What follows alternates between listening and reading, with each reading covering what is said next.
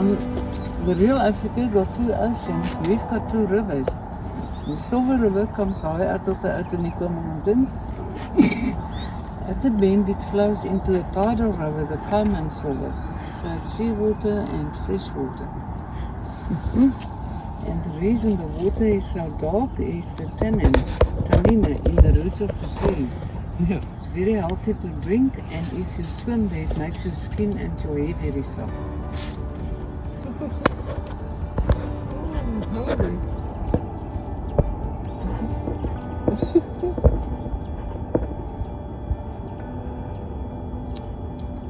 Yum.